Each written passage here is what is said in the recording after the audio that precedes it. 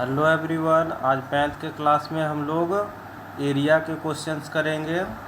तो चलिए स्टार्ट करते हैं आज का क्लास और देखते हैं आज के कुछ इम्पोर्टेंट क्वेश्चन। तो आज का पहला क्वेश्चन हमारे पास है 111 एक नंबर।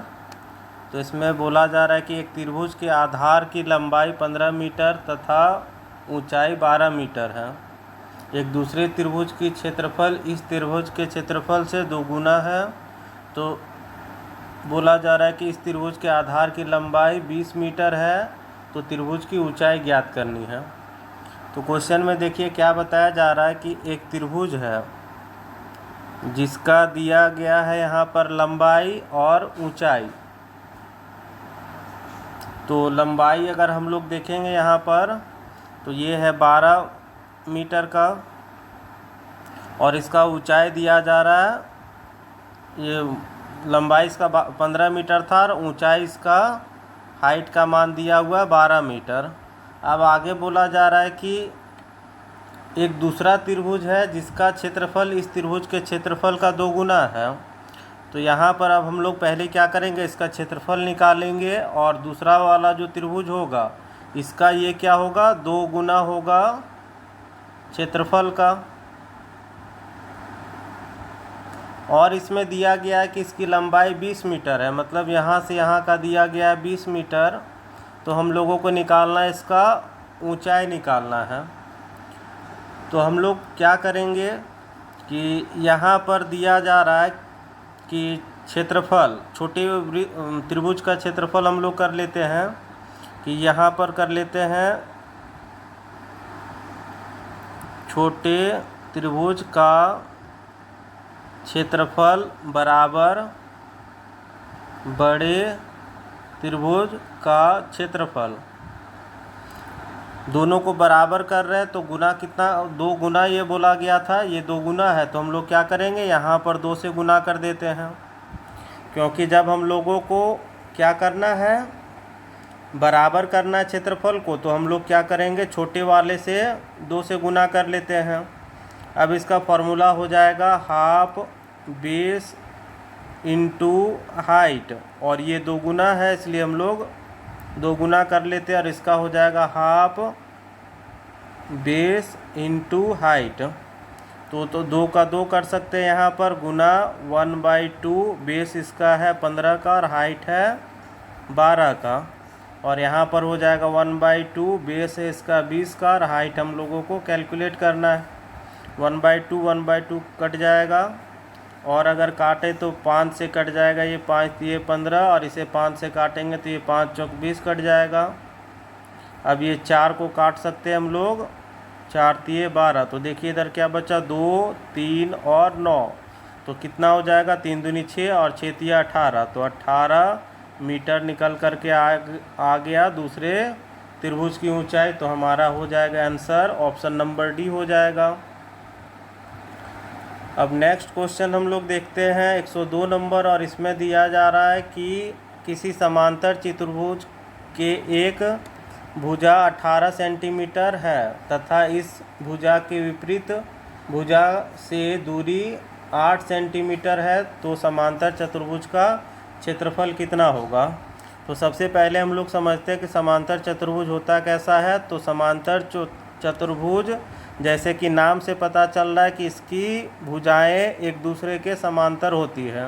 मतलब यहाँ पर देखिए ये जो भुजा है, अगर हम लोग बात करें, ये भुजा और ये भुजा आपस में समानांतर होगी, और जो बचा ये भुजा और ये भुजा आपस में समानांतर होगी। कहने का मतलब क्या होगा, इन भुजाओं के बीच का दूरी हमेशा क्या होगा, हर जगह बराबर होगा। उसी तरह से अगर हम लोग कहें तो इन भुजाओं का दूरी क्या होगा, आपस में हमेशा बराबर होगा। क्वेश्चन में दिया क्या गया है, तो क्वेश्चन में देखिए क्या दिया गया है कि समांतर चतुर्भुज के एक भुजा 18 सेंटीमीटर का है। तो हम लोग क्या करते हैं, इस भुजा को हम लोग मान लेते हैं कि ये 18 सेंटीमीटर का है। और क्या बोला जा रहा है कि समांतर भुजाओं का बोला जा रहा तथा इसके विपरीत भुजाओं की दूरी 8 सेंटीमीटर की। तो यहाँ पर देखिए एक भुजा यहाँ पर है, दूसरी भुजा यहाँ पर है, इन दोनों के बीच की दूरी ये हो जाएगी, और इसका जो मान दिया गया है ये कितना है, 8 सेंटीमीटर का है। हम लोगों को समांतर चतुर्भुज का क्षेत्रफल निकालना है। तो समांतर चतुर्भुज का जो क्षेत्रफल होता है ये होता है,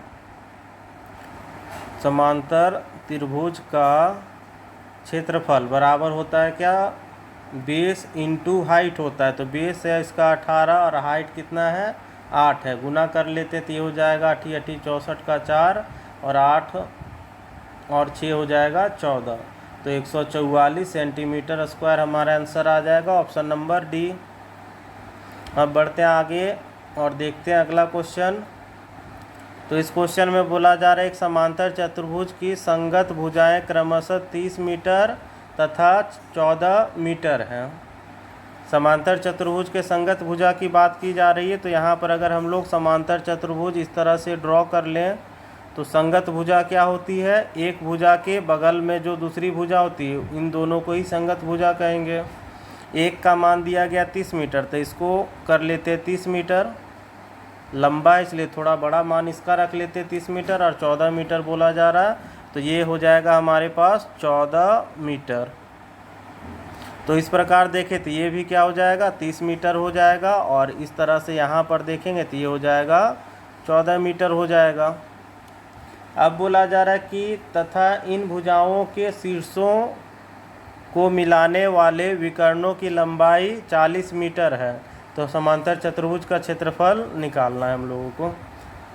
तो यहाँ पर देखिए क्या बोला जा रहा है, इन भुजाओं के शीर्षों को मिलाने वाले विकर्ण की लंबाई है 40 मीटर का। तो हम लोग क्या करते हैं, यहाँ पर इसे 40 मीटर कर लेते हैं। ये 40 मीटर हो गया हमारा इस विकर्ण का लंबाई, ये हो गया। हम लोगों को निकालना क्या है, समांतर चतुर्भुज का क्षेत्रफल। ये पूरे चतुर्भुज का हम लोगों को क्षेत्रफल निकालना है, समांतर चतुर्भुज का। तो हम लोग करेंगे क्या, पहले हम लोग काम करेंगे एक त्रिभुज को लेकर के। मान लेते कि ये एक त्रिभुज है, तो ये त्रिभुज का 3 भुजा हमारे पास है, तीनों भुजाओं का मान पता है। पहला भुजा यहाँ पर देखिए 30 का है, दूसरा भुजा 14 का है और तीसरा भुजा 40 का है। तो इन दोनों को लेकर के, इन तीनों को लेकर के हम लोग क्या करेंगे, पहले इस क्षेत्रफल का मान निकाल लेंगे, बाद में क्या करेंगे, इससे 2 गुना कर लेंगे तो इधर का भी मान हमारे पास आ जाएगा। तो चलिए स्टार्ट करते हैं इसे सॉल्व करना। सबसे पहले क्या करना है हम लोगों को, यहाँ जो त्रिभुज बन रहा है इसका क्षेत्रफल निकालते हैं। तो तीनों त्रिभुज का भुजाओं का मान अलग अलग है, तो ये ना ही समकोण त्रिभुज है ना ही समबाहु त्रिभुज है। इसे हम लोग क्या कहेंगे, एक विषम बाहु त्रिभुज कहेंगे। तीनों भुजा विषम है इसलिए विषम बाहु त्रिभुज। और इसका क्षेत्रफल निकालने के लिए हम लोग क्या करेंगे, पहले एस निकाल लेंगे। तो एस निकालने के लिए क्या करते हैं, तीनों भुजाओं का योग, या बोल सकते हैं हम लोग त्रिभुज का परिमाप। तो त्रिभुज का परिमाप बटा 2 बोलिए, या तो तीनों भुजाओं का योग बटा 2 बोलिए। अब क्या हो जाएगा, 40 और 30 70, और ये हो गया 80 4 84 हो जाएगा, है ना, 84 बटा 2। अब हम लोग काटेंगे तो ये कितना आ जाएगा, 42। तो ये हमारे पास 42 मीटर आ गया एस का मान। अब हम लोग क्या करते, त्रिभुज का क्षेत्रफल बैठा लेते। तो त्रिभुज का क्षेत्रफल आप लोगों को याद होगा, विषम बाहु के लिए क्या निकालते हैं हम लोग, एस माइनस ए, फिर एस माइनस बी, और फिर क्या होता है, एस माइनस सी होता है। तो यहाँ पर हम लोग मान रखते हैं पहले एस का। तो एस का मान कितना है, 42। नेक्स्ट क्या हो जाएगा, 42 माइनस 40। दूसरी भुजा क्या है, तो 42 माइनस 30, और तीसरी भुजा 42 माइनस 14। सबको घटाते हैं और यहाँ पर मान रखते हैं सबका कितना आएगा। तो ये 42 हो जाएगा, इन दोनों को घटाएंगे तो 42 में से 40 गया तो 2, अब इसे घटाएंगे तो ये हो जाएगा 12, और 14 में से ये घटाएंगे तो ये हो जाएगा 28। अब इन सब को हम लोग क्या करेंगे, तोड़ लेंगे, उसके बाद फिर निकाल लेंगे कि इसका वर्गमूल क्या आएगा। तो यहाँ पर 42 को हम लोग कितना लिख सकते हैं, 14 तिया 42 लिख सकते हैं। ये 42 हो गया, 2 को और ज़्यादा तोड़ नहीं सकते हैं। 12 को हम लोग तोड़ सकते हैं ना, 12 को तोड़ लेते हैं 2 गुना 3 में, ये 12 हो जाएगा, 2 दूनी 4, 4 तिये 12 तोड़ दिए। 28 को हम लोग कितना लिख सकते हैं, 14 दूनी 28। आप चाहें तो 14 को भी तोड़ सकते थे, 2 गुना 7 तोड़ सकते थे हम लोग 14 को, मगर क्यों नहीं तोड़े, क्योंकि यहाँ पर हमें पता था 14 तिया 42 हो जाएगा और 14 दूनी 28 हो जाएगा, तो 2 बार हमें 14 प्राप्त हो जाएगा। तो इसे हम लोग क्या करेंगे, 2 के बदले 1 निकाल लेंगे। तो यहाँ पर देखिए 2 का जोड़ा बनाते हैं और एक एक करके निकालते जाते हैं। यहाँ पर 14 है और यहाँ पर 14 है, दोनों के बदले 1 निकल गया। नेक्स्ट हमारा क्या जोड़ा बन रहा है, तो यहाँ पर 3 का और यहाँ पर 3 का, तो इसे निकाल लेते हैं। अब टोटल कितने 2 हैं, 1 2 3 4, 4 को 2 है तो 4 के बदले 2 को 2 निकल जाएगा। अब सबका हम लोग गुना करते हैं, तो गुना करते तो ये कितना हो जाएगा, यहाँ पर 3 2 दूनी 4 और 4 तिये 12, तो हम लोगों को गुना करना होगा 14 गुना 12, गुना कर लेते हैं तो ये कितना हो जाएगा, 14 दूनी 28 का 8, हाथ में बचेगा 2 और 14 कम 14 और 2 16, तो 168 मीटर स्क्वायर हमारा आ गया। क्या, इस त्रिभुज का मान आ गया। ठीक है, यहाँ पर देखिए आप लोग कि इस त्रिभुज का हम लोग मान निकाल लिए। एक त्रिभुज का निकालना था हमें पूरा समांतर चतुर्भुज का, तो इस तरह का 2 त्रिभुज बन रहा है यहाँ पर, तो इसे 2 गुना कर लेते हैं। तो अब इसका हम लोग मान निकालने के लिए क्या करेंगे, समानांतर चतुर्भुज का क्षेत्रफल बराबर 2 गुना 168 कर लेते हैं। अब गुना करेंगे तो 8 दूनी 16, 6 दूनी 12, 1 13 हो जाएगा और 2 एकम 2 1 3, तो 336 मीटर स्क्वायर हमारा आंसर आ जाएगा, ऑप्शन नंबर ए। अब आगे बढ़ते हैं देखते हैं नेक्स्ट क्वेश्चन। तो नेक्स्ट क्वेश्चन है हमारे पास 104 नंबर, और इसमें दिया जा रहा है कि एक वर्ग तथा एक समांतर चतुर्भुज एक ही आधार पर बने हैं, तो इनके क्षेत्रफल का अनुपात क्या होगा। तो सबसे पहले एक वर्ग का बात किया गया, तो हम लोग एक वर्ग को ड्रॉ कर लेते हैं इस तरह से। ये रहा हमारे पास वर्ग। अब इसके आधार पर ही एक समांतर चतुर्भुज बनाया गया है, तो यहाँ पर हम लोग क्या करते हैं, ये हमारा रहा आधार। अब इसी पर एक समांतर चतुर्भुज बना लेते, तो इस तरह से बना लेते समांतर चतुर्भुज। आप चाहे तो फिगर को ऐसे भी बना सकते हैं। ये हो गया वर्ग, और इसके अंदर अगर हम लोगों को समांतर चतुर्भुज बनाना है तो यही सेम आधार कर लेते हैं इस तरह से। तो इस तरह से भी हम लोग बना सकते हैं समांतर चतुर्भुज, दोनों में से कोई एक फिगर को हम लोग बना सकते हैं। अब क्वेश्चन में आगे बोला क्या जा रहा है, तो इन दोनों का क्षेत्रफल का अनुपात ज्ञात करना है हम लोगों को। तो क्षेत्रफल का अनुपात निकालना है, तो क्या करेंगे, यहाँ पर हम लोग सबसे पहले तो यहाँ पर आप लोग देखिएगा यहाँ पर कि अगर वर्ग का भुजा अगर देखें, हम लोग पढ़े थे पहले कि वर्ग का क्षेत्रफल बड़ा होता है किससे, चतुर्भुज के क्षेत्रफल से, क्योंकि यहाँ पर क्या है, दोनों का जो बनावट है एक ही आधार पर दोनों को बनाया गया। ठीक है, तो यहाँ पर इसका आंसर निकल करके आएगा 1 से बड़ा। इसका सॉल्यूशन करने का हम लोगों को ज़रूरत भी नहीं होगा, ये एक तरह का क्या है, थ्योरम है। तो थ्योरम यहाँ सिद्ध करने का कोई मतलब नहीं बनता है, तो हम लोग यहाँ पर थ्योरम सिद्ध नहीं करेंगे। आप लोगों को ध्यान रखना है कि जब एक वर्ग और एक समांतर चतुर्भुज एक ही भुजा पर बने होते हैं तो क्या होगा, इनके क्षेत्रफल का अगर हम लोग अनुपात निकालेंगे तो हमेशा वर्ग का जो क्षेत्रफल होगा वो क्या होगा, ज़्यादा होगा, 1 से बड़ा होगा। ठीक है, समांतर चतुर्भुज से हमेशा ज़्यादा होगा। अब देखते हैं नेक्स्ट क्वेश्चन। नेक्स्ट क्वेश्चन है हमारे पास, एक समचतुर्भुज का क्षेत्रफल 144 वर्ग सेंटीमीटर है, इसके एक विकर्ण की लंबाई 18 सेंटीमीटर है, तो दूसरे विकर्ण की लंबाई हम लोगों को ज्ञात करना है। तो यहाँ पर है हमारे पास समचतुर्भुज मतलब क्या होता है, जिसकी चारों भुजाएं बराबर होती हैं। 4 साइड इक्वल जब हो तो उसे हम लोग क्या बोलते हैं, समचतुर्भुज। सम मतलब होता है समान, और चतुर्भुज मतलब चारों तरफ से बराबर हो।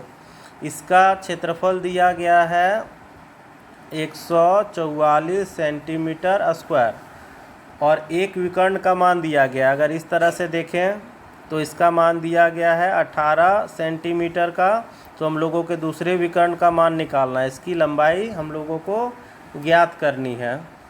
तो क्या करेंगे, यहाँ पर देखिए फॉर्मूला क्या होता है, समचतुर्भुज का क्षेत्रफल बराबर 144 सेंटीमीटर स्क्वायर दिया गया। और समचतुर्भुज का क्षेत्रफल क्या होता है, हाफ d1 इंटू d2 होता है, d1 इंटू d2। d1 क्या है यहाँ पर, d1 और ये d2 दोनों क्या है, चतुर्भुज के विकर्ण हैं। तो यहाँ पर दिया गया 144 सेंटीमीटर। तो यहाँ पर देखिए पहला विकर्ण हमारे पास दिया गया है, तो ये है हमारा 18 सेंटीमीटर पहला विकर्ण। दूसरा विकर्ण हम लोगों को ज्ञात करना है, यहाँ पर है 144। इसे काट लेंगे 9 बार में कट जाएगा, इसे काटेंगे तो 16 बार में कट जाएगा। तो d2 का मान आ गया हमारे पास 16 सेंटीमीटर, मतलब दूसरे विकर्ण का जो लंबाई होगा ये होगा 16। अगर पहले का 18 है तो दूसरा 16 हो जाएगा और हमारा आंसर हो जाएगा ऑप्शन नंबर सी। अब बढ़ते हैं नेक्स्ट क्वेश्चन की ओर, देखते हैं इस क्वेश्चन में क्या दिया गया है। तो ये क्वेश्चन है कि एक समांतर चतुर्भुज के एक विकर्ण की लंबाई एक दूसरे विकर्ण की लंबाई का 80% है। तो इस चतुर्भुज का क्षेत्रफल बड़े विकर्ण के वर्ग का कितना गुना होगा। तो यहाँ पर देखिए क्वेश्चन क्या बोला जा रहा है कि एक समचतुर्भुज है हमारे पास। तो हम लोग क्या करते हैं, एक समचतुर्भुज बना लेते हैं इस तरह से। और बोला जा रहा है कि इसके एक विकर्ण की लंबाई जो है दूसरे विकर्ण से क्या है 80% है। यहाँ पर हम लोग क्या करते हैं 80% बोला जा रहा है, तो 80% का मीनिंग कितना हो जाएगा, तो ये होता है 4/5। काट करके देख लीजिएगा, 80/100 अगर करते हैं तो काट करके 4/5 ही आएगा। अब हम लोग आगे बढ़ते सॉल्यूशन की ओर। तो यहाँ पर बोला गया था एक विकर्ण की लंबाई दूसरे से क्या है 80% है, तो हम लोग क्या करेंगे d1:d2 करेंगे। तो इनका अनुपात क्या निकल करके आएगा हमारे पास, पहले वाले की लंबाई ज़्यादा है दूसरे वाले की कम है, क्योंकि बोला जा रहा है पहले विकर्ण का जो लंबाई है वो दूसरे विकर्ण की लंबाई का 80% है। ठीक है, ध्यान रखिएगा इस बात का कि बोला जा रहा है क्या कि पहले विकर्ण की जो लंबाई है वो दूसरे विकर्ण की लंबाई का 80% है। तो यहाँ पर कौन छोटा हुआ, एक विकर्ण की लंबाई दूसरे की लंबाई का 80% है, तो एक को हम लोग मान लेते हैं 4 और दूसरे को मान लेते हैं 5। पहला और दूसरा का यहाँ पर बात नहीं किया गया है ना, पहला वाला से दूसरा वाला क्या है 80% है, तो एक को 4 मान लेते हैं, दूसरे को हम लोग 5 मान लेते हैं। अब नेक्स्ट क्या बोला जा रहा है कि इस चतुर्भुज का क्षेत्रफल बड़े विकर्ण के वर्ग का कितना गुना है। तो बड़ा विकर्ण यहाँ पर कौन सा है हमारे पास, पहला विकर्ण यहाँ पर 4 है और दूसरा विकर्ण 5 है, तो ये रहा हमारे पास बड़ा विकर्ण। इसका स्क्वायर इस चतुर्भुज के क्षेत्रफल का कितना गुना है। तो हम लोग क्या करते हैं, एक तरफ हम लोग बैठाएंगे चतुर्भुज का क्षेत्रफल बैठाएंगे और बराबर एक तरफ क्या करेंगे हम लोग, एक तरफ कर लेंगे बड़े विकर्ण का वर्ग, बड़े विकर्ण का वर्ग, तो यहाँ पर स्क्वायर कर लेते हैं। क्वेश्चन में यही बोला जा रहा है, देखिए यहाँ पर चतुर्भुज का क्षेत्रफल और यहाँ पर क्या बोला जा रहा है, बड़े विकर्ण के वर्ग का कितना गुना है। तो चतुर्भुज का क्षेत्रफल क्या हो जाएगा हमारे पास, हाफ d1 इंटू d2 हो जाएगा। और यहाँ पर बड़े वाले विकर्ण का मान है यहाँ पर कितना 5 है, तो यहाँ पर हम लोग कर सकते हैं 5 का स्क्वायर कर सकते हैं। तो 1/2 d1 का मान है कितना 4 और d2 का मान है 5, और यहाँ पर हो जाएगा कितना 5×5 = 25 हो जाएगा। तो इसे अगर हम लोग काटेंगे तो 5 से कट जाएगा, इसे काटेंगे तो 2 बार में, तो यहाँ पर 2 और आया कितना 5, तो इसे हम लोग क्या कर सकते हैं 2/5 गुना हमारा आंसर आ जाएगा। ये ऑप्शन नंबर बी हमारा निकल करके आएगा। अब आगे बढ़ते हैं और देखते हैं हम लोग अगला क्वेश्चन। अगला क्वेश्चन है हमारे पास 107 नंबर और इसमें दिया जा रहा है कि एक समचतुर्भुज की एक भुजा 5 सेंटीमीटर तथा एक विकर्ण की लंबाई है 8 सेंटीमीटर, तो इसका क्षेत्रफल क्या होगा। तो हम लोग एक पिक्चर बनाते हैं, इससे आप लोगों को क्वेश्चन आसानी से समझ में आ जाएगा। ये हमारे पास समचतुर्भुज है, इसकी एक भुजा दी गई है 5 सेंटीमीटर। तो जब एक भुजा 5 सेंटीमीटर है तो इसका मतलब क्या होगा, दूसरी भुजा भी 5 सेंटीमीटर होगा, क्योंकि समचतुर्भुज मतलब क्या होता है, सभी भुजाएं समान। ये भी 5 सेंटीमीटर हो जाएगा और ये भी 5 सेंटीमीटर होगा, हमारा सब का सब 5 सेंटीमीटर ही होगा। और इसमें दिया क्या गया है, एक विकर्ण का मान दिया गया है जो कि है 8 सेंटीमीटर का। तो यहाँ पर हम लोग कर लेते ये 8 सेंटीमीटर। अब हम लोग क्या करेंगे, एक दूसरा विकर्ण खींच लेते हैं। इस तरह से अगर खींचते हैं तो ये क्या करेगा, यहाँ पर इसका मध्य बिंदु होगा। तो क्या हम लोग जानते हैं, एक थ्योरम है कि समचतुर्भुज के विकर्ण एक दूसरे को बराबर भागों में काटते हैं। इसका कहने का मतलब क्या होता है कि इसका जो मध्य बिंदु है, तो यहाँ से और यहाँ का लंबाई, ये जितना लंबा होगा उतना ही लंबा ये होगा, और ये जितना लंबा होगा उतना ही लंबा ये भी होगा। ठीक है, तो जब हमारे पास यहाँ पर दिया गया है इसका मान 8 सेंटीमीटर, तो ये भी क्या होगा, 8 सेंटीमीटर टोटल का आधा होगा, तो ये 4 सेंटीमीटर हो जाएगा और ये हो जाएगा 4 सेंटीमीटर। ठीक है, इस तरह से हम लोग देख लेंगे। तो आप लोगों को इस चीज़ को देख करके एक चीज़ पता चल रहा होगा, हम क्या करते हैं यहाँ पर पूरे का बात ना करके यहाँ पर सिर्फ इसका अगर बात करें तो एक त्रिभुज बन रहा है। इस तरह से आप लोग देख लीजिए, ये दिया गया 4 सेंटीमीटर और ये है हमारे पास 5 सेंटीमीटर। तो देखिए यहाँ पर एक ट्रिपलेट बन रहा है कि नहीं, 5, 4 और 3 का हम लोगों ने ट्रिपलेट सीखा था, और एक था कितना, 13, 12 और 5 का ट्रिपलेट था। तो यहाँ पर 5, 4, 3 का ट्रिपलेट होता है। अगर एक भुजा 5 है, दूसरी भुजा 4 है, तो तीसरा भुजा हमेशा क्या होगा, 3 सेंटीमीटर ही होगा। क्लियर है आप लोगों को। यहाँ पर देखिए ये 5 सेंटीमीटर अगर है, यहाँ पर आप लोग देखिएगा कि यहाँ पर ये 5 सेंटीमीटर है और ये 4 सेंटीमीटर है, क्योंकि हमारे पास एक विकर्ण का लंबाई 8 था, टोटल 8 था, तो आधा हम लोग कर लिए तो 4 हो गया। तो यहाँ 4 है, ये 5 है, तो ये हमेशा क्या होगा, 3 होगा। अगर पूरे की बात करें, पूरा अगर लंबाई देखें तो ये 3 है, तो ये भी 3 होगा। तो टोटल दूसरा विकर्ण क्या हो जाएगा, तो दूसरे विकर्ण का मान जो होगा D2 का मान जो होगा, तो 3 + 3 हम लोग कर सकते हैं, तो ये 6 सेंटीमीटर हो जाएगा। और D1 का मान तो दिया हुआ था क्वेश्चन में कि ये 8 सेंटीमीटर है। जब D1 और D2 हमारे पास आ गया, तब हम लोग क्या कर सकते हैं, समचतुर्भुज का क्षेत्रफल आसानी से निकाल सकते हैं। इसका क्षेत्रफल का मान होता है हाफ गुना D1 इंटू D2 होता है। तो D1 का मान है कितना, ये है 8 और D2 का मान है 6, काट लेंगे तो ये 4, तो ये हो जाएगा 6 चौक 24 सेंटीमीटर स्क्वायर हमारा आंसर हो जाएगा, है ना। ये ऑप्शन नंबर बी निकल करके आ जाएगा। आसान था, सिर्फ इसे फिगर को हम लोगों को समझना था, क्वेश्चन तो इजीली सॉल्व हो गया।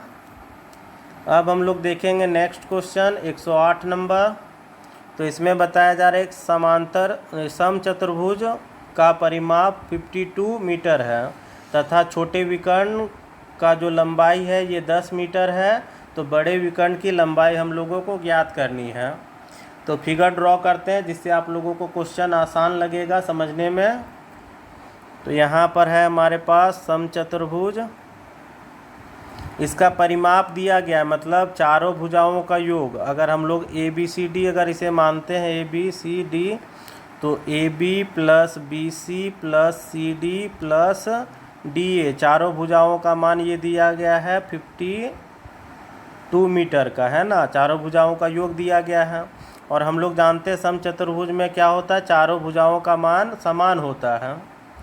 तो यहाँ पर अगर हम लोगों को भुजा का मान अगर निकालना होगा तो क्या कर लेंगे, साइड अगर निकालना है तो परिमाप है 52, इसे 4 से भाग कर लेते हैं, तो ये कट जाएगा 4 एकम 4 और 4 तिये 12, तो ये हमारे पास आ जाएगा 13 मीटर का। तो ये हमारे पास सभी भुजाओं का मान आ जाएगा 13 मीटर, है ना। ये 13 मीटर हमारा हो जाएगा भुजाओं का मान। अब आगे दिया गया है एक विकर्ण का मान 10 है, तो कोई एक विकर्ण को हम लोग मान लेते हैं 10, यहाँ से इस तरह से ड्रॉ कर लेते हैं। तो इसका लंबाई हम लोग कर लेते हैं 10 सेंटीमीटर, 10 मीटर का। ये टोटल की लंबाई है, ध्यान रखिएगा आप लोग, टोटल 10 मीटर लंबा है। तो अब हम लोग क्या करेंगे, दूसरा विकर्ण इसका ड्रॉ करेंगे। इस तरह से दूसरा विकर्ण कर लेते हैं। तो ये पहला भुजा है हमारे पास कितना, 13 का। अगर ये पूरा टोटल है क्या 10 का है, तो ये कितना होगा 5 मीटर का होगा, और ये कितना होगा 5 मीटर का। मतलब कहने का क्या हो गया कि यहाँ से यहाँ जो होगा लंबाई 5 मीटर, और यहाँ से यहाँ लंबाई हो जाएगा 5 मीटर, तब जा कर के ये पूरा क्या हो जाएगा 10 मीटर होगा, है ना। ये है 5 और उधर का है 5, 5 5 10 हो गया। अब आपके पास देखिए कौन सा त्रिभुज प्राप्त हो रहा है। अगर हम लोग सिर्फ इतना को लेते हैं, एक त्रिभुज को लेते हैं, तो यहाँ पर देखिए इसके भुजाओं का मान कितना आ गया। तो ये वाला 5 है मीटर है, और ये है 13 मीटर। तो ये क्या बना, एक समकोण त्रिभुज बनेगा। कैसे बनेगा, तो हम लोगों को पता है कि 5, 13 और 12 ये क्या होता है, एक ट्रिपलेट होता है। तो पहला भुजा अगर 5 है और इसका विकर्ण क्या है 13 है, तो ये हमेशा क्या होगा 12 मीटर ही होगा हमारा। तीसरा भुजा का मान हमेशा 12 निकल करके आएगा। एक हो गया 5 मीटर, दूसरा 13, तो तीसरा भुजा हमेशा 12 होगा। तो हम लोगों को पता चल गया कि ये 12 होगा, ठीक है। तो ये भी तो क्या हो जाएगा, ये भी हो जाएगा 12। मतलब इस विकर्ण का जो मान हो जाएगा, दूसरे विकर्ण का मान क्या हो जाएगा, पहले विकर्ण का D1 का मान दिया हुआ है हमारे पास 10 मीटर। तो D2 कितना हो जाएगा, इसका आधा था 12 और आधा हो जाएगा 12, तो ये हो जाएगा 24 मीटर हो जाएगा। अब इसका हम लोग निकालना क्या था, बड़े विकर्ण की लंबाई ही निकालनी थी, है ना। तो 24 मीटर ही हमारा आंसर हो जाएगा। ऑप्शन नंबर डी हो जाएगा, इसका क्षेत्रफल नहीं निकालना था। अब बढ़ते हम लोग आगे नेक्स्ट क्वेश्चन की ओर। देखते हैं अगले क्वेश्चन में क्या दिया जा रहा है। एक समलंब चतुर्भुज की समांतर भुजाएं क्रमशः 1.5 और 2.5 मीटर लंबी हैं, और इसमें बोला जा रहा है कि तथा इन भुजाओं के बीच की लंबवत दूरी जो है 6.5 मीटर है। तो इस चतुर्भुज का क्षेत्रफल कितना होगा। तो समलंब चतुर्भुज हम लोग देख लेते हैं कि सबसे पहले समलंब चतुर्भुज होता कैसा है।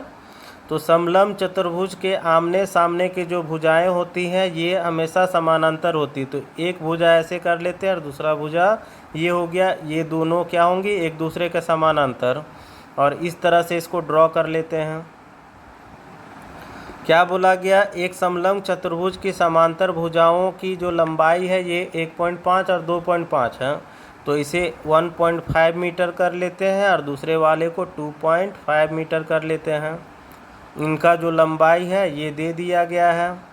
और आगे क्या दिया गया है, तो इन भुजाओं के बीच की लंबवत दूरी। तो लंबवत दूरी क्या होगी, ये वाली लंबवत दूरी कहलाती है। सीधा अगर लाइन हम लोग खींच देते हैं, इससे अगर एक लंब खींचा जाएगा, तो यहाँ देखिए ये 90 डिग्री बना, इधर 90 डिग्री। तो लंब मतलब क्या होता है, जहाँ पर 90 डिग्री का कोण बने उसे ही हम लोग क्या बोलते हैं, लंब बोलते हैं। परपेंडिकुलर कहा जाता है। तो परपेंडिकुलर होने के लिए 90 डिग्री। तो ये हो गया हमारे पास लंबवत दूरी। तो ये हाइट का जो मान दिया गया है ये है 6.5 मीटर का। अब समलंब चतुर्भुज का आप लोगों को अगर फार्मूला पता होगा तो इसका क्षेत्रफल आसानी से निकाल सकते हैं। सब कुछ दिया गया है, फिगर के द्वारा हम लोगों ने क्वेश्चन को भी अच्छे तरह से समझ लिया। तो और जिसे नहीं पता है तो आप लोग देख लीजिए कि समलंब चतुर्भुज का क्षेत्रफल क्या होता है। समलंब चतुर्भुज का क्षेत्रफल, इसका फार्मूला होता है 1/2 a plus B. a plus B मतलब क्या हुआ, समांतर भुजाओं का योग कहा जाता है। हाफ गुना समांतर भुजाओं का योग। तो इसे हम लोग a मान लेते हैं और इसे मान लेते हैं b। तो समांतर भुजाओं का योग क्या हो गया, a प्लस बी हो गया, और गुना h होता है, मतलब लंबवत ऊंचाई होता है या लंबवत दूरी बोल सकते हैं। दोनों भुजाओं के बीच की लंबवत दूरी, है ना। तो समलंब चतुर्भुज का क्षेत्रफल क्या होता है? 1/2 समांतर भुजाओं का योग गुना शीर्षलंब बोल सकते हैं, या लंबवत दूरी भी बोल सकते हैं, और नहीं तो समांतर भुजाओं के बीच की दूरी बोल सकते हैं। अब आप लोगों का आंसर आराम से आ जाएगा। 1/2 पहली भुजा का मान है 1.5 प्लस दूसरी भुजा का 2.5 और गुना h, ऊंचाई कितना है लंबवत दूरी? तो 6.5 है। अब 1/2, अब इन दोनों को जोड़ते हैं तो 1.5 और 2.5 कितना हो जाएगा? 3 और 2 5 हो जाएगा, है ना। तो यहाँ पर हमारे पास नहीं, ये हो जाएगा 1.5 और ये हो गया 2, 2 और 2 4 हो जाएगा। 5 5 10 हो जाएगा, पॉइंट का पॉइंट, और 2 और 1 3 1 4 हो जाएगा, 4 हो जाएगा। और यहाँ पर 6.5 काट लेते हैं तो ये कट जाएगा 2 बार में, तो 2 इंटू 6.5 करेंगे तो ये गुना हो जाएगा, तो 6.5 गुना 2 करेंगे तो 6.5 दूनी कितना हो जाएगा? 13 हो जाएगा। तो हमारा आंसर आ जाएगा 13 meter square. Option number A हो जाएगा। अब नेक्स्ट क्वेश्चन देखेंगे हम लोग 110 नंबर, और इसमें क्या दिया गया है कि एक समलंब चतुर्भुज की समांतर भुजाओं का अनुपात दिया गया है 3:5 तथा इनके बीच की दूरी जो है, भुजाओं के बीच की दूरी, ये h का मान हमारे पास दिया गया 12 सेंटीमीटर। यदि इस चतुर्भुज का क्षेत्रफल 384 सेंटीमीटर स्क्वायर है तो समांतर भुजाओं में से छोटी भुजा की लंबाई कितनी है? यहाँ पर देख लीजिए, निकालना क्या है हम लोगों को? छोटी भुजा की लंबाई निकालनी है ना। तो सबसे पहले क्या करेंगे हम लोग? फिगर को समझेंगे कि क्या बोला जा रहा है। तो एक समांतर चतुर्भुज बनाने के लिए ये दो हमारे पास समांतर भुजाएं हैं, ये पहला और ये दूसरा है। ये हमारे पास समांतर भुजाएं हैं और इन्हीं का अनुपात दिया गया है। एक का मान दिया गया है 3 और दूसरा का मान दिया है 5। तो अनुपात में तो हम लोग 3x और इसे कर लेते हैं 5x कर लेते हैं, x में मान लेते हैं। और इसकी ऊंचाई का जो मान दिया गया है ये है 12 सेंटीमीटर है, और इसका क्षेत्रफल का जो मान दिया गया है ये है 384 सेंटीमीटर स्क्वायर। अब हम लोग क्या करेंगे? क्षेत्रफल दिया गया तो क्षेत्रफल को ही लिखते हैं। समलंब चतुर्भुज का क्षेत्रफल बराबर दिया गया 384 सेंटीमीटर स्क्वायर, और समलंब चतुर्भुज का क्षेत्रफल बराबर क्या था? आप लोगों को याद होगा 1/2 a plus B into H बराबर 384 कर सकते हैं। तो 1/2 a प्लस बी मतलब कितना हो जाएगा? 3x प्लस 5x गुना h का मान है 12 बराबर 384 कर लेते हैं। अब अगर इसे काटेंगे तो 12 एकम 12 काट सकते हैं, 12 का 12, 12 दूनी 24, अब 12 तिया 36 कट गया 3 बार में, बचा कितना 2, तो 12 दूनी 24, 32 बार में कट गया। अब नेक्स्ट हम लोग क्या कर सकते हैं? यहाँ 1/2 गुना 3x और 2, ये 3x और 5x कितना हो जाएगा? 8x हो जाएगा बराबर 32। अब काट लें तो ये 4 बार में कट जाएगा, और 4 से काटेंगे तो ये 8 बार में, तो x बराबर हमारा आ गया 8 सेंटीमीटर। तो x का मान आ गया 8 सेंटीमीटर। निकालना क्या था? तो यहाँ देखिए क्वेश्चन में बोला जा रहा है कि छोटी भुजा की लंबाई ज्ञात करनी है। तो ये हो गया 5x बड़ा भुजा और ये हो जाएगा 3x छोटी भुजा। तो छोटी भुजा का हम लोगों को मान निकालना है, तो 3x का मान निकाल लेते हैं, 3 गुना 8, तो 8 3 24 सेंटीमीटर हमारा छोटी भुजा का मान आ जाएगा। Option number B. बड़ी भुजा का कहा जाता तो 8 5 40 हो जाता 5 से गुना करके। अब आगे बढ़ेंगे हम लोग और देखेंगे अगला क्वेश्चन हम 111 नंबर, और इसमें दिया जा रहा है कि एक घोड़ा 40 मीटर लंबे तथा 24 मीटर चौड़े आयताकार घास के मैदान के एक कोने पर गाड़ी गई खुट्टी से 14 मीटर लंबे रस्सी से बंधी हुआ है। तो घोड़ा खेत के कितने क्षेत्रफल को चढ़ सकता है? तो ये बड़ा ही ट्रिकी क्वेश्चन है, एसएससी के एग्जाम में बहुत बार पूछा भी गया इस क्वेश्चन को। तो फिगर को समझिए आप लोग, क्या बोला जा रहा है यहाँ पर कि एक आयताकार इस तरह से मैदान है, या आयताकार घास का मैदान बताया जा रहा है, और इसकी जो लंबाई है ये है 40 मीटर की लंबाई, आयताकार घास की मैदान की लंबाई, और ये है टोटल 24 सेंटीमीटर इसकी चौड़ाई है। अब इसमें क्वेश्चन में क्या बोला जा रहा है कि 14 मीटर लंबे रस्सी से एक गाय को बांधा गया है ना, एक घोड़ा को बांधा गया है। तो हम लोग क्या करते हैं, 14 मीटर लंबा एक रस्सी ले लेते हैं। मान लेते हैं कि इस तरह से एक 14 मीटर लंबा रस्सी है।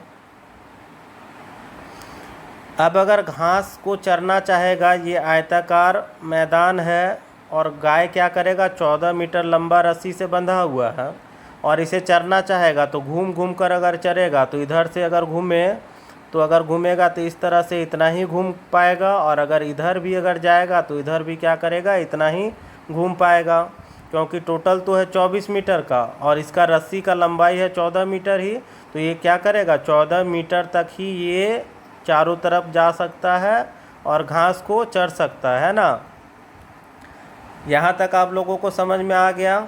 अब आगे आप लोगों को क्या समझना है कि अगर हम लोग इसी को और घुमा दें इस तरह से, तो ये क्या बन जाएगा, एक वृत्त बन जाएगा।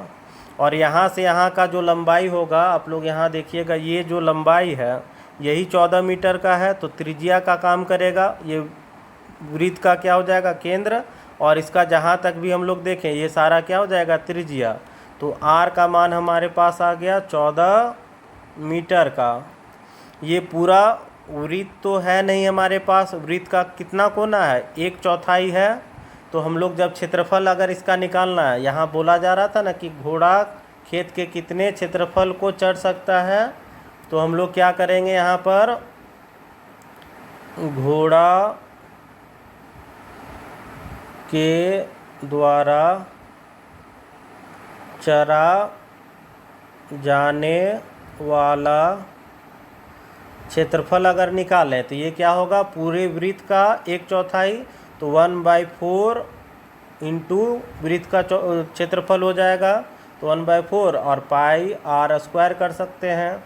तो 1/4 पाई का मान हम लोग ले लेंगे 22/7 और r का मान होगा 14 गुना 14। अब इसे काट लेते तो 7 दूनी 14, 2 से काटेंगे तो ये कट जाएगा 2 बार में, और इसे काटेंगे तो 11 बार में। अब गुना करेंगे तो ये 5 हो जाएगा, ये 4 का 4 और ये 5 और यहाँ पर 1, तो 154 मीटर स्क्वायर का क्षेत्रफल ही घोड़ा चर पाएगा। तो ये हमारा ऑप्शन नंबर ए हो जाएगा। अब हम लोग आगे बढ़ेंगे और देखेंगे नेक्स्ट क्वेश्चन 112 नंबर। ये एक तरह का थ्योरम दिया गया है हमारे पास, इसे हम लोगों को सिद्ध करना है। तो इसे बनाने में थोड़ा टाइम लगेगा, आप लोग देखते जाइएगा कि इसे हम लोग कैसे करेंगे सॉल्व।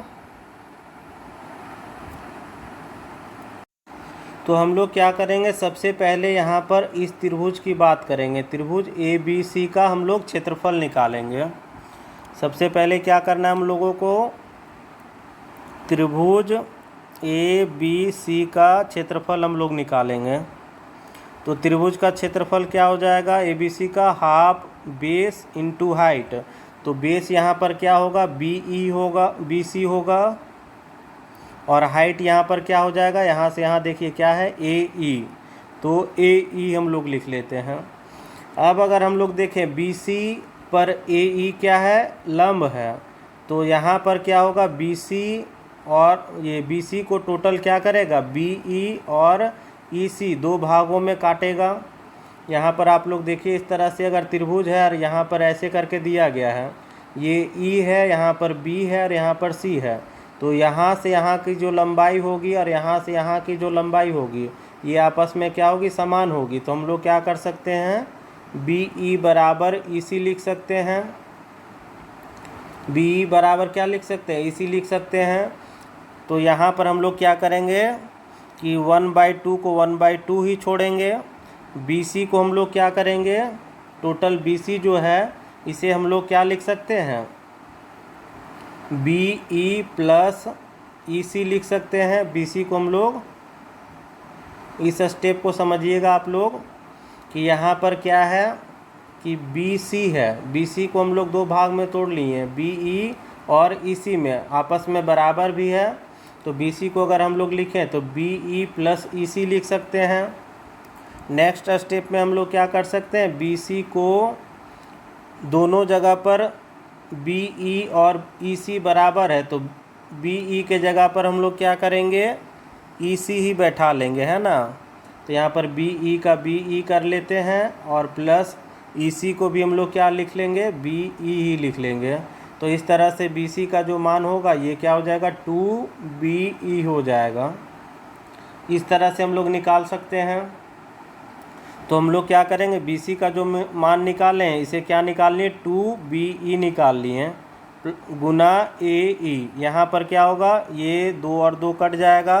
तो यहाँ हमारे पास त्रिभुज ABC का जो मान आएगा का क्षेत्रफल जो आ जाएगा ये हो जाएगा कितना, BE गुना AC हो जाएगा। ठीक है, यही क्वेश्चन हम लोग यहाँ तक किए। देखिए क्वेश्चन में बोला भी गया था कि एक समबाहु त्रिभुज के परिवृत्त की त्रिज्या R है, त्रिज्या का मान R दिया गया है और एंगल ABC के आर्धक AD BD और CD बिंदु D पर मिलते हैं।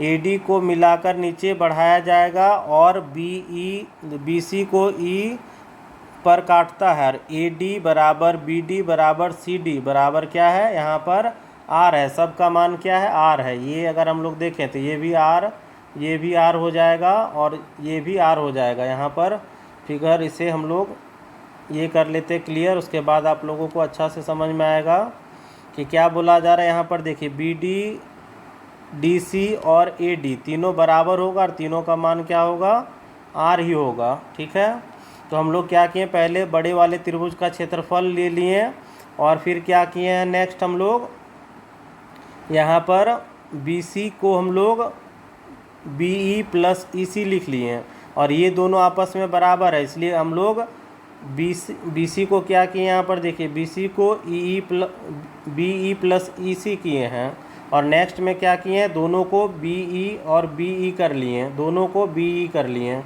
EC को हटा दिए क्योंकि हम लोग BE को क्या लिख सकते हैं, EC लिख सकते हैं। ठीक है, इसलिए यहाँ पर BC का मान जो होगा 2BE के बराबर कर लिए।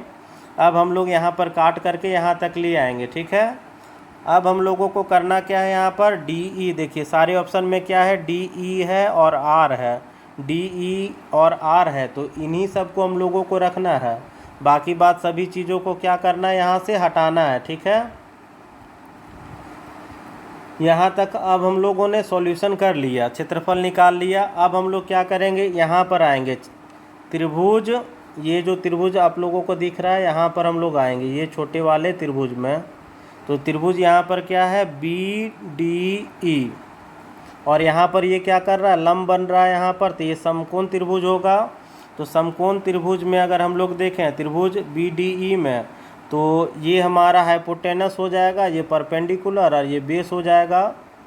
तो हाइपोटेनस का स्क्वायर मतलब BD का स्क्वायर बराबर क्या हो जाएगा, DE का स्क्वायर प्लस BE का स्क्वायर हो जाएगा। यहाँ पर हम लोग ये कर सकते हैं। नेक्स्ट अब हम लोग क्या करेंगे, तो यहाँ पर हम लोग क्या करते हैं, BE का मान निकाल लेते हैं क्योंकि यहाँ पर देखिए हमारे पास क्या है, BE गुना AC है। तो AC का हम लोग मान यहाँ पर ये कर सकते हैं ना, AC नहीं है यहाँ पर, ये है क्या, AE है, ये यहाँ पर AE है, AE है। तो AE का मान हम लोगों को यहाँ पर है, इसे हम लोग बाद में तोड़ लेंगे। पहले यहाँ पर देखिए क्या कर रहे हैं, हम लोग यहाँ तक कर लिए। अब BE बराबर निकालेंगे, BE का स्क्वायर निकालेंगे तो ये उठा करके हम लोगों को इधर भेजना होगा। तो ये क्या हो जाएगा, BD का स्क्वायर माइनस क्या हो जाएगा, ये DE का स्क्वायर होगा ना, DE का स्क्वायर होगा। सिर्फ क्या किए हैं, इस DE को उठा करके हम लोग बराबर के इस तरफ लेके गए हैं। तो BE बराबर हम लोगों ने क्या निकाला, BD का स्क्वायर माइनस DE का स्क्वायर निकाला। अब हम लोग क्या करते हैं, BE का अगर मान निकालेंगे तो ये क्या हो जाएगा, रूट अंडर BD का स्क्वायर माइनस DE का स्क्वायर कर सकते हैं, या तो इसे हम लोग क्या लिख सकते हैं, BD का स्क्वायर माइनस DE का स्क्वायर, और इस पर पावर कितना डाल सकते हैं आप, इसे ठीक से हम लिख लेते हैं पहले।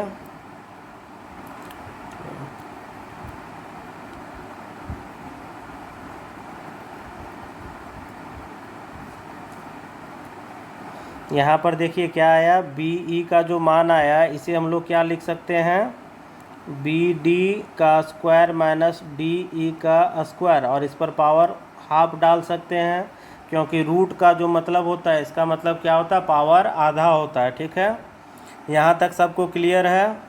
अब हम लोग इसे क्या कर सकते हैं, बी डी, तो बी डी यहाँ पर देखिए आप लोग, बी डी को हम लोग कितना कर सकते हैं,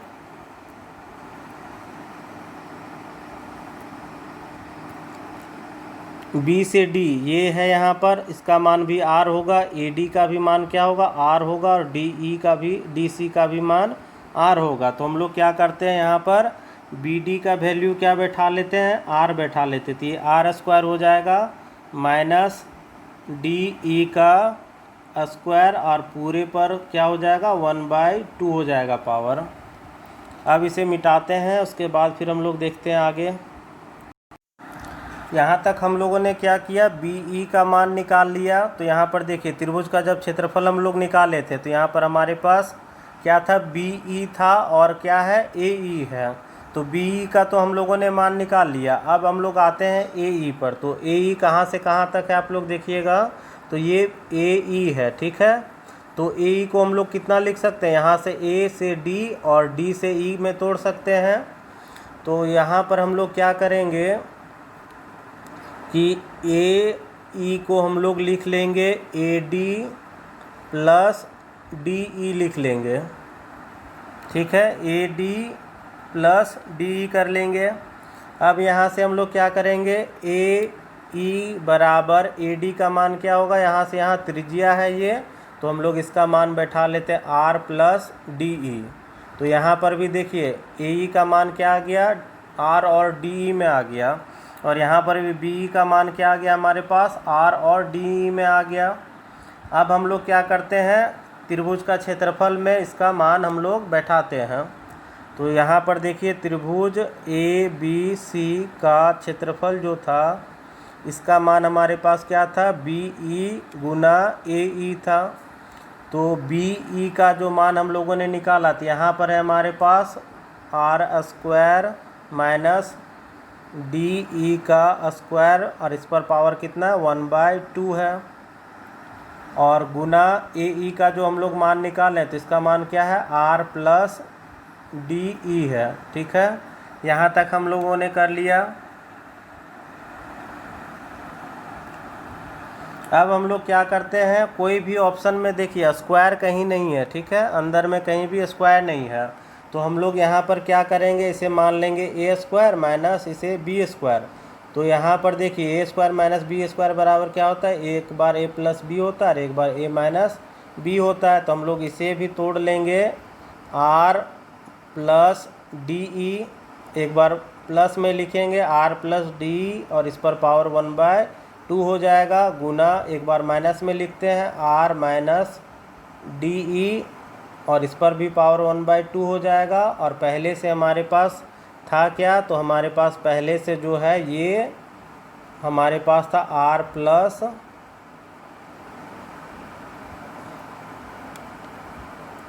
प्लस डी ई पहले से था। ठीक है, तो हम लोगों ने क्या किया, यहाँ पर देखिए R square minus D E को हम लोग ए प्लस बी और एक बार ए माइनस बी पर तोड़ लिए, क्योंकि ए स्क्वायर माइनस बी स्क्वायर पर होगा। तो यहाँ पर देखिए ये है प्लस वाला और ये क्या है, प्लस वाला, इस पर कुछ पावर नहीं तो 1 होगा। ठीक है, तो इसे हम लोग फिर से एक बार यहाँ पर साफ साफ लिख लेते हैं कि त्रिभुज ए बी सी का क्षेत्रफल क्या निकल कर के आ रहा है हमारे पास। तो ये आया कितना, आर प्लस डी ई पर पावर 1/2, एक बार प्लस में लिख दिए हैं और एक बार क्या लिख रहे हैं, माइनस में, आर माइनस डी ई पर पावर 1/2, और गुना पहले से हमारे पास आर प्लस डी ई था तो इस पर कुछ नहीं तो 1 है। यहाँ पर देखिए हमारे पास प्लस में D E, R plus D E है, और यहाँ पर भी क्या है, आर प्लस डी ई है। तो इन दोनों को एक साथ में कर लेते हैं। तो जब बेस समान होता है तो पावर क्या होता है, दोनों जुड़ जाता है। आप लोगों को याद होगा कि एक्स स्क्वायर गुना एक्स अगर करते हैं तो ये क्या हो जाता है, एक्स क्यू हो जाता है, क्योंकि यहाँ पर पावर 2 था और यहाँ पर पावर कुछ नहीं तो 1 है। तो 2 + 1 किए तब जा कर के क्यूब हुआ। नहीं तो और एक समझिएगा कि एक्स स्क्वायर गुना एक्स स्क्वायर बराबर क्या हो जाएगा, एक्स पर पावर 4 हो जाएगा, क्योंकि यहाँ पर पावर 2 है, यहाँ पर पावर क्या है 2 है, तो 2 2 मिल करके 4 हो जाता है। और यहाँ पर x है और x है, दोनों का बेस समान है, इसलिए पावर को क्या करते हैं, जोड़ते हैं। तो उसी तरह से यहाँ पर देखेंगे r + डी बेस है, यहाँ पर r + डी बेस है, तो दोनों का जब बेस समान है तो यहाँ पर पावर 1/2 और यहाँ पर पावर 1/, सिर्फ पावर 1 है, दोनों जुड़ जाएगा। तो क्या हो जाएगा, r + डी पर पावर हो जाएगा 1/2 + 1 और गुना यहाँ पर क्या हो जाएगा, r - डी हो जाएगा, है ना। इस पर पावर 1/2 हो जाएगा। अब ये पावर जुड़ेगा तो 1/2 + 1 अगर करते हैं तो ये क्या आ जाएगा, 2, यहाँ 1 का 1, ये 2 हो जाएगा, तो 3/2 हो जाएगा। तो r + डी पर पावर हो जाएगा 3/2 और यहाँ पर हो जाएगा r - डी पर पावर 1/2। तो ये हमारे पास त्रिभुज का क्षेत्रफल निकल करके आ गया। तो देखिए ऑप्शन में कहाँ है हमारे पास, तो यहाँ पर ऑप्शन नंबर हो जाएगा हमारा r - डी। तो r - डी पर पावर हाफ है और r + डी पर पावर 3/2 है। तो r + डी पर पावर यहाँ पर देखिए 3/2 है, पहले इसको लिखा है बाद में इसको लिखा है, तो ऑप्शन नंबर हमारा हो जाएगा सी सही। यहाँ पर स्क्वायर है, यहाँ स्क्वायर है, यहाँ 1/2 और 3/2 है, मगर यहाँ पर r + डी पर पावर हाफ है, तो प्लस पर हमारे पास पावर हाफ नहीं है ना। यहाँ पर अगर हम लोग ठीक से देखेंगे तो यहाँ पर हम लोगों को समझ में आएगा कि यहाँ पर देखिए r + डी पर पावर हाफ है और हम लोगों का आंसर में क्या है, r - डी पर पावर हाफ है। तो r + डी पर पावर हाफ कहाँ पर है, माइनस वाला, तो यहाँ पर है, माइनस पर हाफ है तो यहाँ पर है, यहाँ पर प्लस पर हाफ कर दिया था। तो यहाँ पर देखिए क्वेश्चन में बोला गया था क्या कि त्रिभुज ABC के क्षेत्रफल के लिए निम्नलिखित में से कौन सा कथन सत्य होगा, तो कौन सा सत्य निकला, ऑप्शन नंबर सी कथन हमारा सत्य होगा। तो ये एक तरह का थ्योरम था। तो थ्योरम समझने के लिए हम लोगों को टाइम तो थोड़ा देना होगा, कैसे सिद्ध होता नहीं होता इसे डिटेल में हम लोगों को बनाना होता है। और आप लोगों को जहाँ समझ में नहीं आया होगा वीडियो को आप लोग फिर से देख लीजिएगा वहाँ से रिप्ले करके। तो आगे हम लोग बढ़ेंगे नेक्स्ट क्वेश्चन की ओर, देखेंगे 113 नंबर क्वेश्चन। तो इस क्वेश्चन में देखते हैं क्या दिया गया। एक समबाहु त्रिभुज के प्रत्येक भुजा 8 सेंटीमीटर लंबी है और इस त्रिभुज के परिवृत्त तथा अंतर्वृत्त के बीच का क्षेत्रफल कितना होगा। तो अंतर हम लोगों को निकालना है ना। निकालना क्या है, यहाँ क्वेश्चन में देखिए त्रिभुज के परिवृत्त और अंतर्वृत्त के बीच के क्षेत्रफल का अंतर कितना होगा। ठीक है, अंतर छूट गया, यहाँ पर हम लोगों को अंतर ही निकालना है। क्वेश्चन में हम लोग देखेंगे कि एक यहाँ पर हम लोग बना लेते हैं समबाहु त्रिभुज जिसके तीनों भुजा समान होते हैं। इसके अंदर एक वृत्त है इस तरह से और इसके बाहर में एक वृत्त है। तो हम लोगों को करना क्या है, जो अंतःवृत्त का जो क्षेत्रफल है और ये बाह्य वृत्त का जो क्षेत्रफल है, तो इन दोनों का अंतर निकालना है। परिवृत्त का क्षेत्रफल अगर A1 मानते हैं और अंतःवृत्त का क्षेत्रफल A2 मानते हैं, तो इन्हीं दोनों का अंतर हम लोगों को कैलकुलेट करना है। ठीक है, तो हम लोग क्या करते हैं, ये परिवृत्त यहाँ पर डायरेक्ट हम लोग कर लेते हैं। ठीक है, क्षेत्रफल का अंतर समझ में आ जाएगा आप लोगों को, पूरा लिखने का ज़रूरत नहीं है। तो क्षेत्रफल का अंतर निकालना है, मतलब A1 माइनस A2 हम लोगों को करना है। और त्रिभुज का हम लोगों के पास दिया क्या गया, तो त्रिभुज के प्रत्येक भुजा का मान हमारे पास है। तो हम लोग क्या करेंगे, यहाँ पर ये अंतःवृत्त का अगर हम लोग देखें तो अंतःवृत्त का अगर बात करेंगे, त्रिभुज का यहाँ पर ये दिया गया भुजा ये 8 सेंटीमीटर दिया गया है। तो हम लोग जानते हैं अंतःवृत्त का क्षेत्रफल का फॉर्मूला यहाँ पर बैठाते हैं। अंतःवृत्त की त्रिज्या r का जो मान होता है इसका फॉर्मूला क्या होता है, a/2√3 होता है ना, a/2√3 होता है। तो यहाँ पर हम लोग क्या करेंगे, आर का जब मान निकालेंगे तो ए का मान है हमारे पास 8 और 2√3, तो 2 से काटेंगे ये 4, तो ये हमारे पास आ गया 4/√3। ये क्या है, अंतःवृत्त का निकाले हैं, मतलब अंतःवृत्त का क्षेत्रफल हम लोग A2 माने, तो ये हो जाएगा R2। अब अगर हम लोग निकालें बाह्य वृत्त का, बाह्य वृत्त की त्रिज्या बराबर होता है A/√3 होता है, तो R बराबर 8/√3 हो जाएगा, क्योंकि इसका भुजा का मान A का मान जो है ये 8 है, तो ये हो जाएगा हमारे पास R1। हम लोगों को निकालना था क्या, दोनों त्रिभुज दोनों वृत्तों के क्षेत्रफल का अंतर निकालना है, तो एरिया 1 माइनस एरिया 2 करना है। तो एरिया 1 का अगर फॉर्मूला बैठाएंगे तो πr1 का स्क्वायर माइनस क्या करना होगा हम लोगों को, πr2 का स्क्वायर करना होगा। तो दोनों में पाई कॉमन है, तो हम लोग क्या करते हैं, पाई कॉमन निकाल लेते हैं। R1 कितना है हमारे पास 8/√3, तो 8/√3 का स्क्वायर हो जाएगा, माइनस यहाँ R2 है 4/√3 है, तो इसका होल स्क्वायर हो जाएगा। यहाँ पर पाई का मान बैठा लेते हैं हम लोग, ये थोड़ा सा फ्रेश करके लिख लेते हैं, यहाँ पर थोड़ा सा ये हो गया है, गंदा हो गया है ना, तो यहाँ मैंने क्या किया, थोड़ा फ्रेश करके आप लोगों के लिए लिख दिया क्वेश्चन को सारा, जिससे कि आप लोगों को समझने में आसानी होगा, है ना।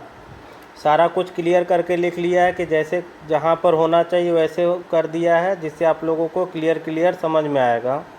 अब आगे हम लोग क्वेश्चन को हल करते हैं। पाई का मान बैठाएंगे तो ये हो जाएगा 22/7 हो जाएगा। 8 का अगर स्क्वायर करेंगे तो 64 और √3 का स्क्वायर करेंगे तो 3 हो जाएगा। नेक्स्ट हम लोग यहाँ पर क्या करते हैं, 4 का स्क्वायर करेंगे तो ये हो जाएगा हमारे पास 4 चौक 16 हो जाएगा, और √3 का स्क्वायर करेंगे तो यहाँ पर भी 3 हो जाएगा। अब हम लोग क्या कर सकते हैं यहाँ पर, तो यहाँ पर एलसीएम ले सकते हैं, तो एलसीएम लेने से ये 3 ही होगा, और ये 64 माइनस 16 हो जाएगा। नेक्स्ट स्टेप में हम लोग देखते हैं कि क्या आएगा घटाने के बाद, तो 64 में से अगर 16 घटाएंगे तो ये हो जाएगा 48 और नीचे 3 हो जाएगा। अब अगर हम लोग इसे काटेंगे तो ये कट जाएगा, 3 से कटेगा 16 बार में, है ना। अब तो कोई कटेगा नहीं, तो इसे हम लोग क्या करते हैं, गुना कर लेते हैं। तो गुना करने के लिए हम लोग क्या करते हैं, इसे थोड़ा आसान कर लेते हैं, जिससे कि गुना करने में थोड़ा आसानी होगा हम लोगों का। नीचे में 7 है तो 7 ही हो जाएगा। 22 को हम लोग क्या कर लेते हैं, 11 लिख लेते हैं, और 16 को कर लेते हैं 32 कर लेते हैं, ठीक है। क्योंकि 22 क्या होता है, 11 दूनी 22 होता है। हम लोग 22 को क्या कर सकते हैं, 2 गुना 11 कर सकते हैं, और गुना 16 लिख सकते हैं ना, क्योंकि 22 गुना 16 होगा तो 11 दूनी 22, और 22 को गुना करना है 16 से। तो 11 क्यों किए, क्योंकि 11 से गुना करना बहुत आसान होता है। कैसे, तो हम लोगों के पास 2 है लास्ट में, तो 2 लिख देते हैं, और 2 और 3 कितना हो गया 5, तो 5 लिख देते हैं, और ये 3 बचा तो 3 लिख लेते हैं बटा 7। देखिए कितना आसान था। 11 से किसी भी संख्या को गुना करना क्या होता है कि लास्ट वाले को लास्ट में लिखते हैं, शुरू वाले को शुरू में लिखते हैं, और इन दोनों का ऐड बीच में लिखते हैं।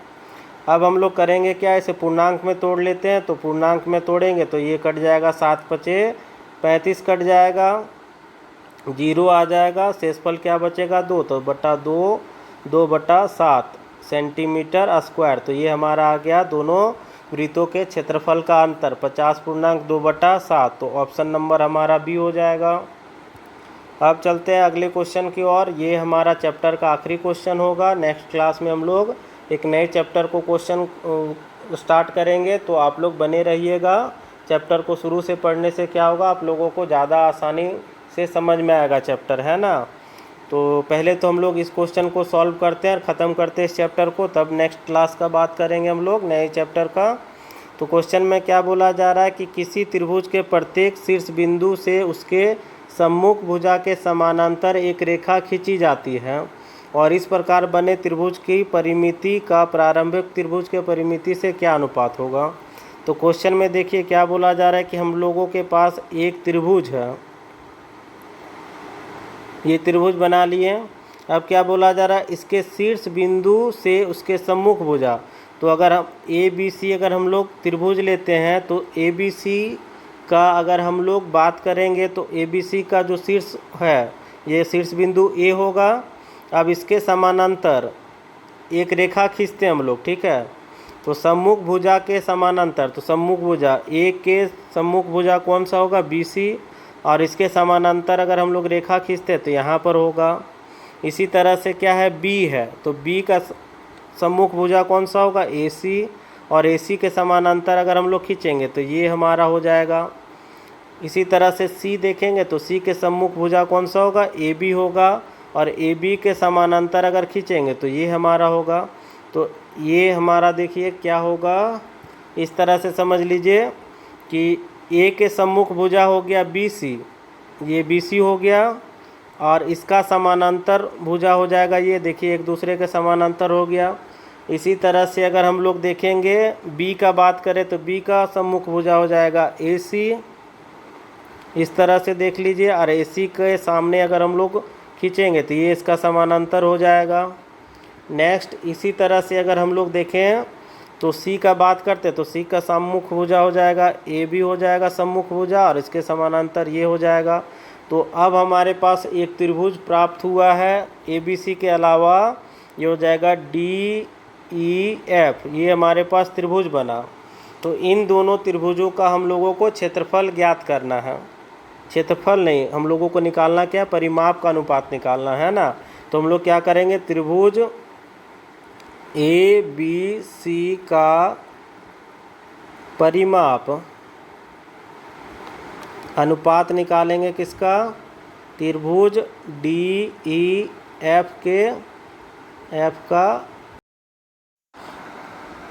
तो इन दोनों का परिमाप हम लोगों को ज्ञात करना है। तो हम लोग क्या करेंगे यहाँ पर कि बड़े वाले जो त्रिभुज है तो इनके भुजाओं का हम लोग माप अगर मान लें कि अगर ये ए है, त्रिभुज के भुजाओं का माप अगर हम लोग ए मान लेते हैं तो इसके सारे भुजाओं का माप क्या हो जाएगा, यहाँ पर ए हो जाएगा, ये भी इसकी भी लंबाई क्या हो जाएगी, ए हो जाएगी। तो यहाँ पर जब हम लोग सारे भुजाओं को, बड़े भुजाओं को ए मान लिए तो इसका अगर हम लोग आधा करेंगे, ठीक है, तो यहाँ से यहाँ का हो जाएगा लंबाई, जो क्या होगा, इसके बराबर होगा। या तो हम लोग देख सकते हैं इसके बराबर या तो इसके बराबर। तो ए का आधा करेंगे तो ये कितना हो जाएगा, a/2, ये भी a/2 हो जाएगा और ये भी a/2 हो जाएगा। हम लोगों ने थ्योरम पढ़ा होगा क्लास 9-10 में, या अगर आप लोगों को नहीं पता होगा तो ये क्या होता है कि अगर हम लोग क्या करते हैं, एक त्रिभुज के मध्य बिंदु या एक त्रिभुज के समांतर भुजाओं के मध्य में हम लोग अगर त्रिभुज बनाते हैं तो वहाँ पर क्या होता है कि इस त्रिभुज का जो भुजा होगा, इस त्रिभुज का भुजा का आधा होता है ना। तो यहाँ पर हम लोग अगर ए बी सी का अगर हम लोग परिमाप निकालेंगे तो 3 गुना ए हो जाएगा, जबकि यहाँ पर क्या होगा, इसका परिमाप का मान 3 गुना ये हो जाएगा, a/2 हो जाएगा, ठीक है। अब परिमाप हम लोग निकाल रहे हैं तो ये 3 और ये 3 कट जाएगा, ए और ए कट जाएगा, यहाँ बचेगा 1 और यहाँ पर बचेगा 1/2। अब इसी को क्रॉस कर देंगे तो ये 2:1 हमारा आंसर आ जाएगा, ऑप्शन नंबर सी हो जाएगा। तो आज के क्लास में हम लोग इतना ही देखेंगे। आज क्षेत्रफल का चैप्टर कंप्लीट हो गया हमारा। नेक्स्ट क्लास में मिलेंगे एक नए चैप्टर के साथ में।